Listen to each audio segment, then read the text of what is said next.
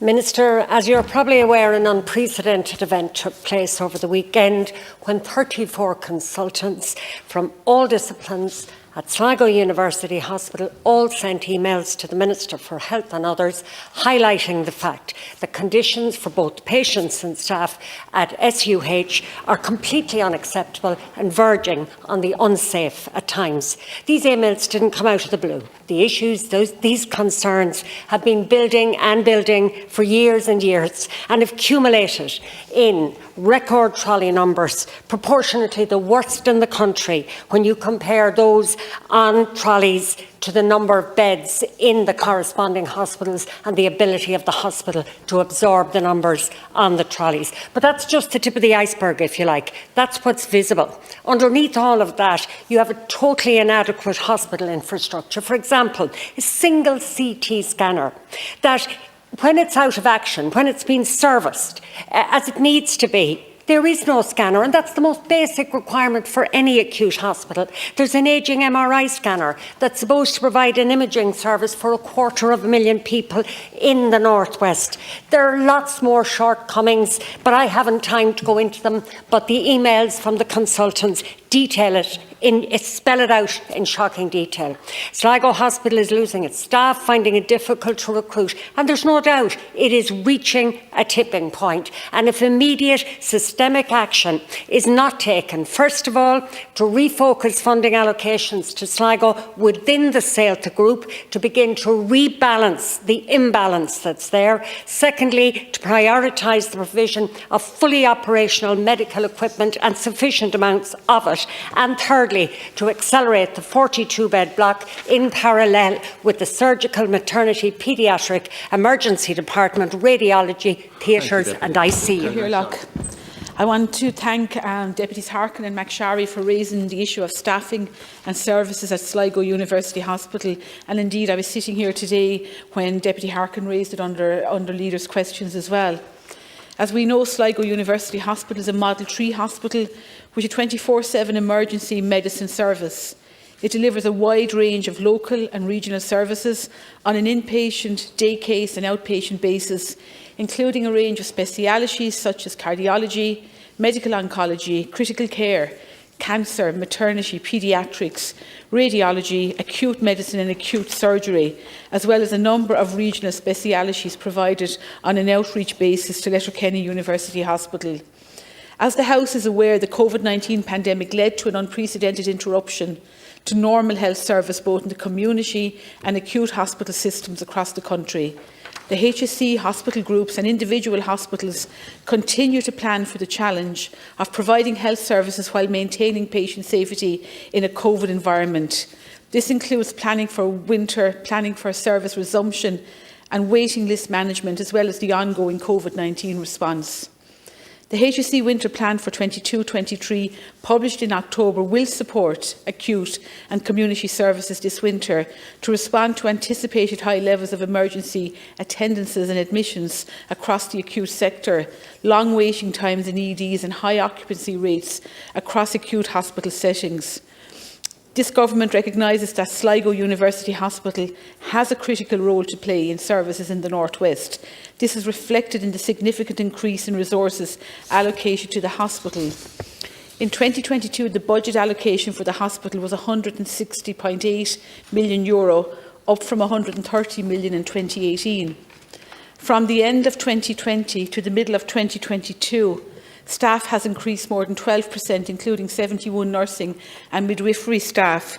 So at July 2022, there was 1,885 whole-time equivalent staff employed by SUH, a 12.5% increase from the end of 2020, and this included, as I said, 71 nursing, midwifery, whole-time equivalents, notwithstanding the issues that you have both raised.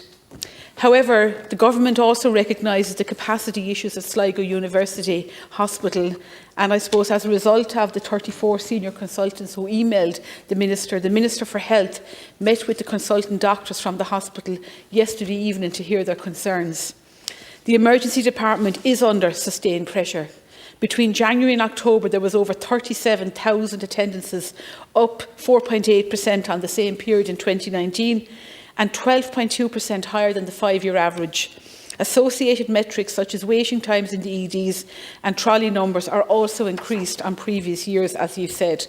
Hospital management, in concert with the Sale to University Healthcare Group and the wider HSE, have advanced several capital projects in order to address such capacity issues.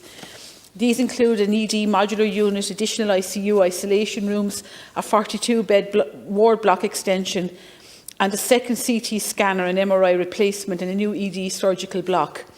In particular, the proposal for a new surgical and ED block will involve construction of a new multi-storey extension to the hospital. This facility will provide the consolidation of theatres, provide surgical and maternity wards together with a new emergency department, radiology and integrated paediatric departments. In 2022, funding was allocated to appoint consultants to complete a strategic assessment report, a preliminary business case. As this will be a major capital project, this is one of the steps required. The Government does recognise the valuable work done by the staff of Sligo University Hospital and aims to support the ongoing development of services. Thank you, Minister. Deputy Harkin, 1 minute. Thank you, Minister. 3 items you raised. You spoke about the winter plan. 7 of the 10 actions are to recruit extra staff for SUH. When I wrote to the HSE and asked them how many extra staff had they recruited, I received a response not 2 weeks ago which told me that they were expecting to start recruiting soon. We're in the middle of winter, so there's no winter plan here. Secondly, you tell me the budget allocation in 4 years has increased by 25%. I don't know how much the health budget has increased by, Minister, but I'll guarantee you it's way more than that. So giving us raw figures without actually looking at how they compare elsewhere is meaningless. And I hadn't time to check those figures, but I will. And finally, you're talking to us about the new surgical block. And today, to be fair, the Taoiseach did say that the issue really is from here on in delivery, and can we accelerate the timeline in terms of its construction? The question actually is, Minister, will we? Thank you to the both deputies, and I can hear the passion in both your voices as you speak about this, and the genuine worry and concern that you have. The HSE winter plan for 22-23 will support acute and community services this winter to respond to anticipated high levels. Specific initiatives for Sligo University include 3 healthcare assistants to support community services and the chronic disease hub, 3 admin staff to support referral pathways between SUH and the community, 1 clinical nurse manager too as GP liaison, 3 emergency medicine consultants and 1 register to assist with pre-admission patient flow. In keeping with the principles of Sláintecare, this Government will continue to support the strategic development of Sligo University Hospital. I'm glad the Minister met with the consultants last night. You know, when 34 consultants take pen to paper and write to the Minister about their genuine concerns, I'm glad he acted so quickly and that he did meet with them. And as I have outlined earlier, there are a number of capital developments in train at the hospital, but I know you're really concerned about the here and now, the challenges of the winter they were facing. And I was really struck by the fact that Deputy McSharry said that, I think you said, the highest rate of over 65s in there. And I also take on board the point you made about the CT scanner and the MRI, and you know, the single point of failure when you only have one and it does fail.